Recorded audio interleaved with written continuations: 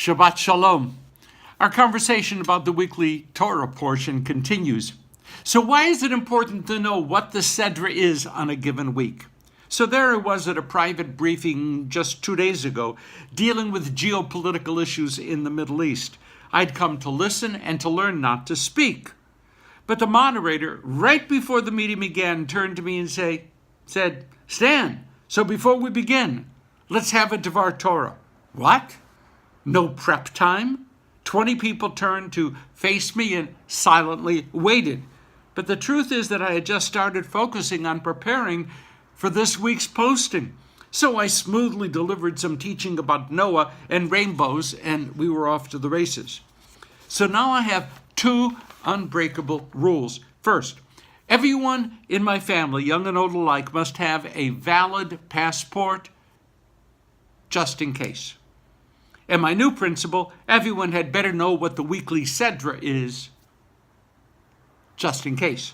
Okay, the story of Noah is familiar to most of us. 10 generations after Adam and Eve, the world had turned corrupt. God was seriously unhappy. God grieved that all of human thoughts seemed to end up in acts of violence. How could such wonderful plans go so terribly wrong? People were murdering each other, a human skill that first emerged when Cain murdered his brother Abel. And corruption was everywhere. The human spirit seemed horribly misshapen. The Midrash tells that the angels in heaven were kind of choking back snarky comments of "I told you so," since they had opposed creating people in the first place. Even angels knew that one does not make snarky comments to God. Okay, what could God do? Not yet willing to admit that nothing in this created universe was ever going to be perfect. Nothing perfect. The Creator decided to create all over again. In hindsight, we know that this was going to be yet another divine mistake. But let's not jump ahead of our story. First, the slate had to be wiped clean. There would be a new beginning, capital N, capital B.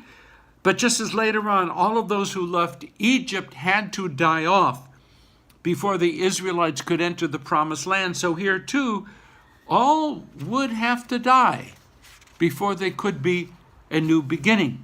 Noah was told to build the ark. Noah's family would become the new Adam and the new Eve.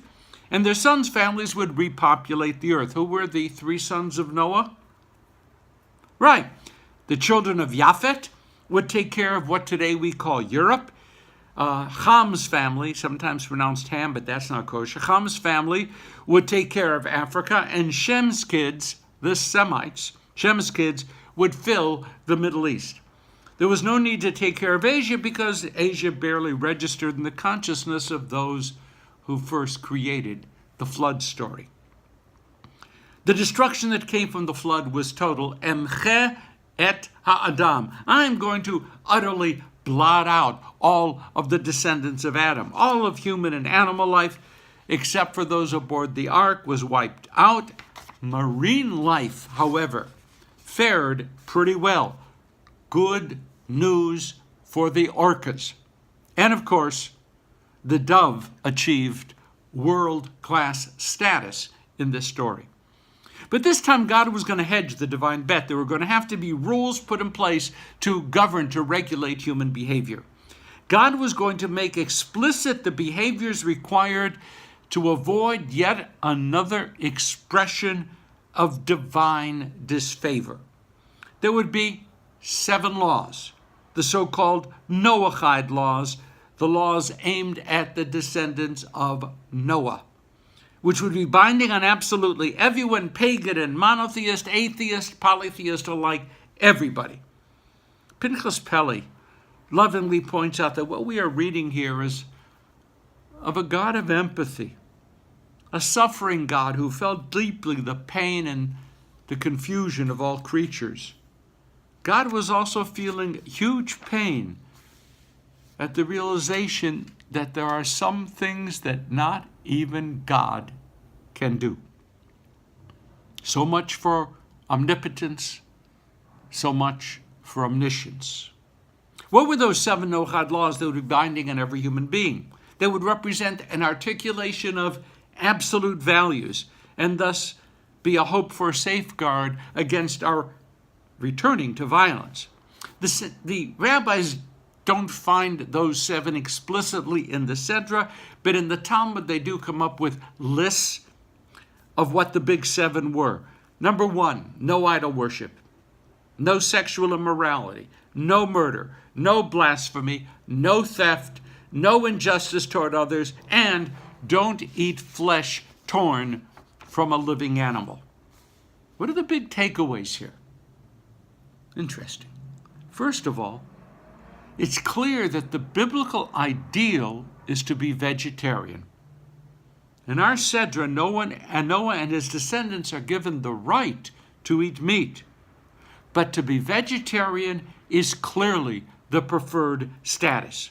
There are many Bible scholars who believe today that the sacrificial system served to sanctify the taking of life in a humane fashion. The sacrificial system served so that we could eat meat.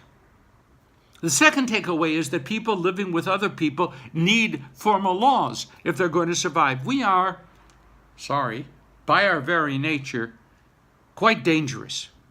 We human beings will kill even when it's not for food. Homo, hominid, lupus, we are like wolves toward other people. We are like wolves toward other people. Left on our own, tragedy is the most likely outcome. So bloodshed is forbidden except in the case of self-defense. The third takeaway is that God isn't just concerned with the moral well-being of Jews.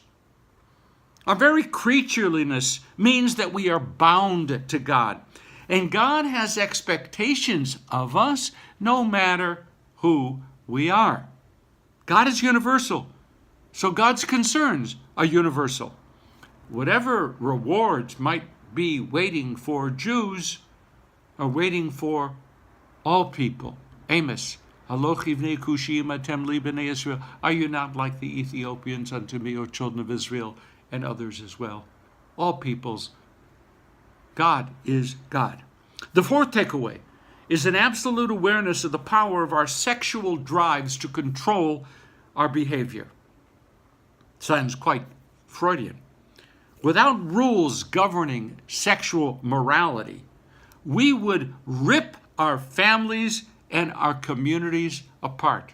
Great description of human beings in Genesis. Now, the family is the core unit of life. Incest is a far too common urge. It must be curbed. Adultery shatters the unit of two. Adultery must be curbed.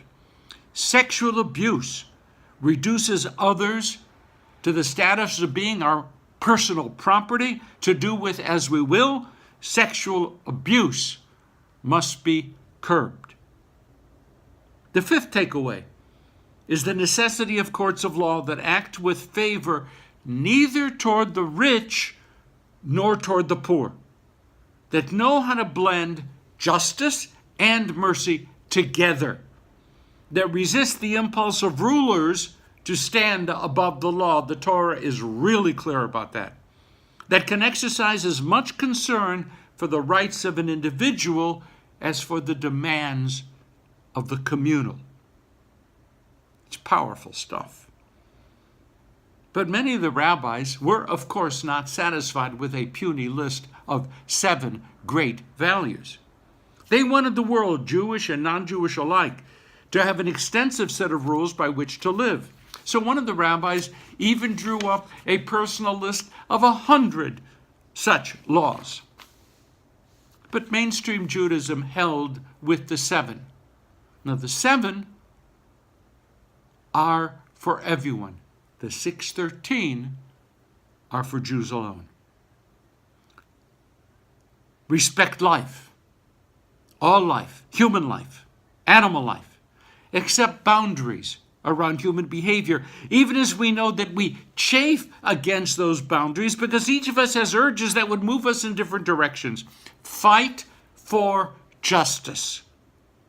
And not just for the rich, not just for the powerful, not just for the 1%, not just for the weakest of the weak, but for everyone, equally, no matter their land of origin or color of skin or faith or anything. In the words of the prophet Amos, Kate's called Basar, the end of all flesh awaits us if we reject the Noahide laws. Okay, James Baldwin, maybe it won't be another flood, maybe the fire next time. The choice is ours. And every time that we see a rainbow, we are reminded that we human beings have incredible power because we have the capacity to choose. No, that's it. Shabbat Shalom. Have a great week. But before you go out looking for rainbows, please hit share. Then you go looking for rainbows and see if you can find a pot of gold. Shabbat Shalom. Have a great week.